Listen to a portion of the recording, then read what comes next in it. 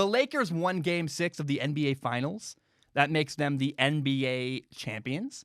It's the 17th time that the Lakers have won an NBA title. That's kind of crazy to me.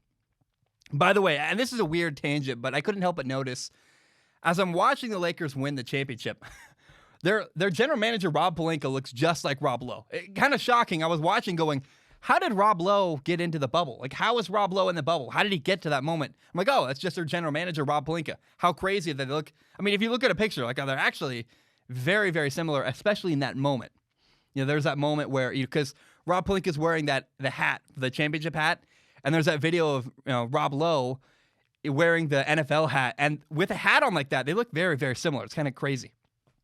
Now, I got to say, I'm happy Dwight Howard won a championship. Like, that's really cool, especially in Orlando, kind of crazy and weird.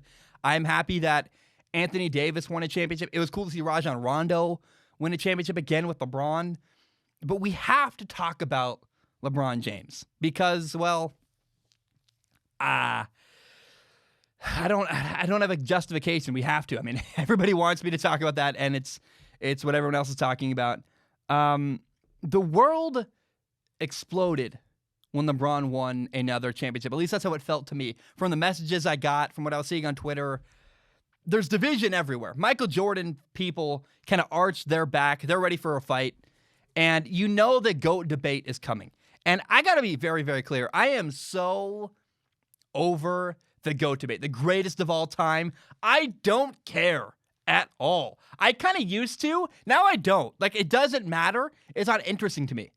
And so I have a new solution if you want it. I offer this as hopefully a way to bring us together because I am tired of the fighting and the bickering and the yelling and the argument, this and that and this and that. How about we just start saying that Michael Jordan is the best player from his generation and LeBron James is the best player from his generation? They played in different generations of the NBA. And I don't know why, in order to give love to one player, you have to also give hate to another. Like, why do you have to insult Michael Jordan in order to say something good about LeBron or vice versa? It's weird. It doesn't make any sense. It's tribal. It's weird. I don't understand. I don't like it. And I really don't like that you have to pick a side. I'm never going to pick a side. It doesn't matter. It literally doesn't matter at all. When you look at Michael Jordan and LeBron James, they're just different. It honestly doesn't make any sense to compare them. It really doesn't. You know, Michael Jordan won 6 championships, all of them in the 90s, all of them with one team. He never changed teams except for after he, quote, retired and went to the Washington Wizards. Like, he won all his championships on one team, Chicago Bulls. And LeBron played in a completely different era of basketball with different rules and different norms. And he's now won 4 championships with 3 different teams. That's crazy, by the way. And LeBron has been to the finals 10 times. He's 4 for 10. He's won the finals 4 times out of the 10 he's been there.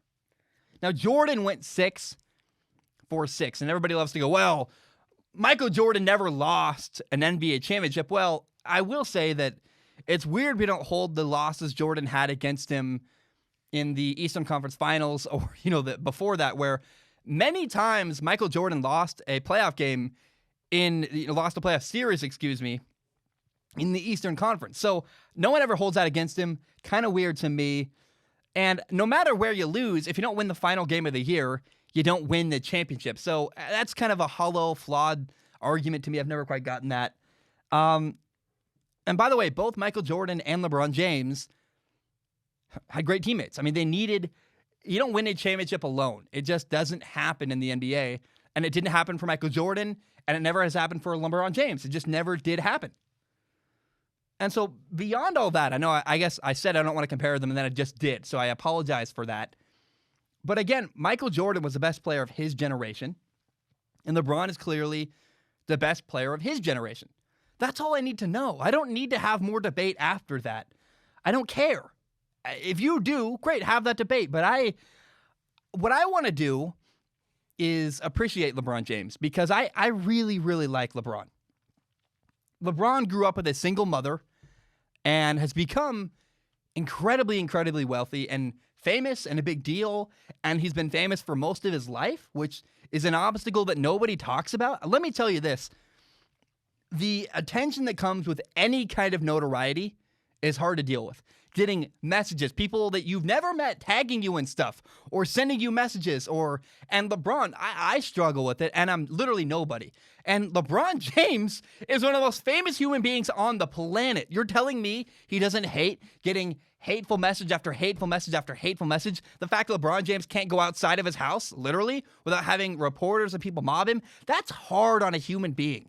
I am telling you, any kind of fame brings notoriety brings attention that's hard to deal with. I cannot imagine being LeBron James. Here's another thing. He's also insanely rich as well as being insanely famous. And I can't think of a moment where we've been, LeBron screwed up bad. LeBron, that's a bad purchase. Or that's a bad drunken mistake. It doesn't exist out there. I've talked about this I have another podcast with my girlfriend called Flawed Humans. And we talked about Justin Bieber one time. And I said, what's the worst thing Justin Bieber's really done? He was speeding in a Lamborghini in LA. He's young, he's rich, and he wants to have a good time. I have a little bit of grace for a guy like Justin Bieber. And, if I was super rich and young, I don't know what kind of mistakes I would make. I honestly have no idea. But I do know that LeBron James doesn't have any of those mistakes. You don't need to have grace for LeBron because that moment doesn't exist. He's been he's a dad, he's a husband, he's a great example. And I really, on top of the success he's had as a basketball player and the fact that he's a leader on and off the court, I think LeBron is an impressive human being, if nothing else. And I don't know, man. I look at the NBA and how he handled things when he got there. LeBron got to the NBA playing for the Cleveland Cavaliers, had a bad owner, Dan Gilbert, and he wasn't afraid to leave. He left. He went to Miami. He chased his dreams. He won not one, but 2 championships with the Miami Heat. Then LeBron, having won a championship, kind of having that free of the burden of wanting to win a ring, went home to Ohio, where he grew up. And then he overcame the bad owner in Cleveland and won a championship there over, by the way, one of the best Warriors teams we've ever seen in the NBA. Obstacle after obstacle after obstacle. He won Cleveland a championship. How cool is that? Next after that, LeBron has come to LA, and he brought the Lakers back to glory. During a time, by the way, in a crisis where the Lakers were dealing with the loss of Kobe Bryant on top of COVID-19. Just a really hard circumstance to overcome. LeBron has, which is so cool to me. By the way, not to mention COVID-19 again, LeBron overcame COVID. I really thought the LA Clippers were going to win the championship this year in the NBA. I was wrong about that. The Clippers fell apart. They lacked leadership, and I honestly think that the Clippers, Kawhi Leonard and his team couldn't handle the bubble. I think guys lost motivation. They lacked their drive. Kawhi couldn't motivate them and didn't have the motivation to do that. Now, LeBron James, on the other hand, kept his team focused. And in a crazy situation with a lot of stuff going on out in the outside world, LeBron overcame and won a championship. Now, people keep sending me messages. I've gotten this question on Ask Zach multiple times. People are like, hey, does a championship this year in 2020 deserve an asterisk? And I think it should, but not in a negative way. If you have an asterisk, it should say that, hey, by the way, this team overcame a ton of obstacles, social changes, COVID-19, and they still found a way to keep their act together and win games. I don't know how you don't look at COVID and go, it's actually more impressive than a normal championship, given all the craziness going on. I think the fact that LeBron kept that team together deserves way more respect than a normal championship. So I don't care about LeBron versus Jordan. It doesn't matter. I do hope people can open up their minds and their hearts a little bit and appreciate LeBron James. Because, and by the way, LeBron just won the NBA Finals MVP in his 17th year. So he's not slowing down either, which is like, he's got a ton of stats already. It's going to be crazy where he is positioned in the record books at the end of his career. I am so astonished and have great appreciation for LeBron James. But here's another thing, another reason why I have appreciation for LeBron James. Watching LeBron leave Cleveland and going to Miami is a moment that I will always be grateful for. I'll never meet LeBron. I don't think so, at least. Even if the show becomes insanely popular, right? Even the biggest shows in sports, they don't get LeBron James. I don't see any route in my life where I get to shake hands and tell LeBron James thank you to his face. But I want to thank him for his example as a human being, because he showed with his actions that it's okay to chase your dreams. It's okay to want a better life. It's okay to leave a bad situation. I've done all those things in my life. And I remember as a kid watching LeBron leave Cleveland, leave a bad situation, go chase a championship, go want a better life, go after what he wanted, his dreams.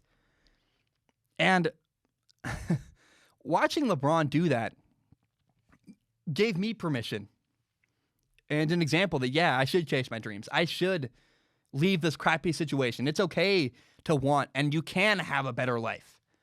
And I'm so grateful for my lot in life. I really am happy. I'm glad I've chased my dreams. I'm glad I have the job I have. I have the coolest job in the world. And I'm so grateful for that. And I owe in part that to LeBron James. His example, sports have always been, Tom Brady and LeBron James in my life have always been two figures in the world I look up to with a lot of reverence and a lot of respect. And their examples are one I try to follow, because I think when people are incredibly successful, there's a reason for that. It's attention to detail. It's a fear, or a lack of fear, I guess, of being yourself and being authentic. And LeBron, dude, he got attacked and killed and murdered and so much anger and vitriol when he left Cleveland to go to Miami. And I looked at that and went, that's awesome. Good for him. Like, go chase your dreams. And I have done that in my life, and I try to do that every opportunity I can. And I just, a lot of that I owe to LeBron James for his willingness to do that and lead the way. And so, thank you, LeBron. Congrats on championship number 4. I will never get to meet you, but I want to say thank you, because you've been an incredible impact on my life. And thank you, LeBron. Thank you for the impact you've had.